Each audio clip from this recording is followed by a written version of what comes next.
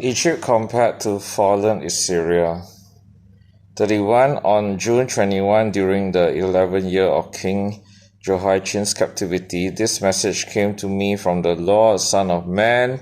Give this message to Pharaoh, king of Egypt, and all his hordes. To whom would you compare your greatness? You are like mighty Assyria, which was once like a cedar of Lebanon, with beautiful branches that cast deep forest shades.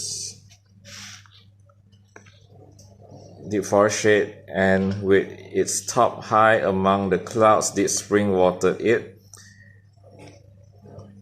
and help it to grow tall and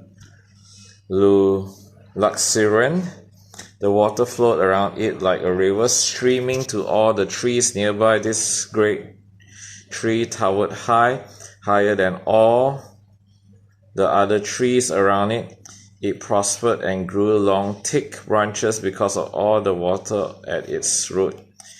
The bird nested in its branches, and in its shade all the wild animals gave birth. All the great nations of the world lived in its shadow. It was strong and beautiful with wide spreading branches, for its root went deep into abundant water. No other cedar in the garden of God could rival it. No cypress had branches to equal it.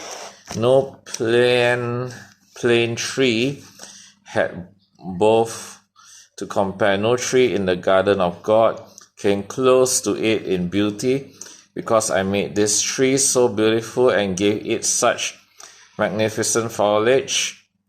It was the envy of all the other trees of Eden, the garden of God. Therefore, this is what the sovereign Lord says: because Egypt became proud and arrogant, and because it set itself so high above the others, with its top reaching to the clouds, it will hand it over to a mighty nation that will destroy it as its wickedness deserves. And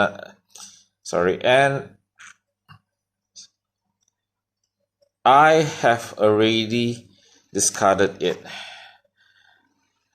A foreign army, the terror of the nations, has cut it down and left it fallen on the ground.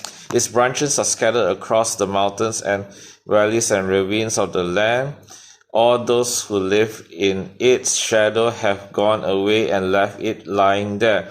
The birds rose on its fallen trunk, and the wild animals lie among its branches. Let the tree of no other nations proudly exult in its own prosperity, though it be higher than the clouds, and it be watered from the depths. For all are doomed to die, to go down to the depths of the earth.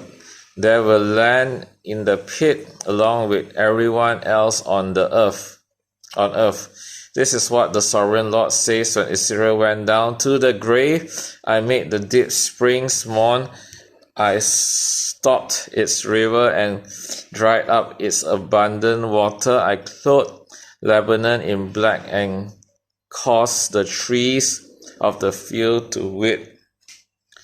I made the nation shake with fear at the sound of its fall, for I sent it down to the grave.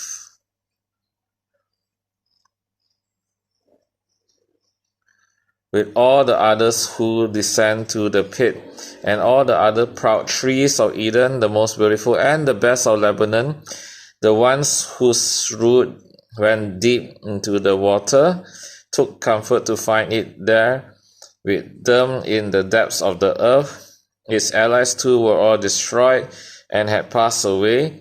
They had gone down to the grave, all those nations that had lived in its shade. O Egypt, to which of the trees of Eden will you compare your strength and glory? You too will be brought down to the depths with all these other nations. You will lie there among the outcasts who have died by the sword. This will be the fate of Pharaoh and all his hordes. I, the sovereign Lord, have spoken. This is the word of God.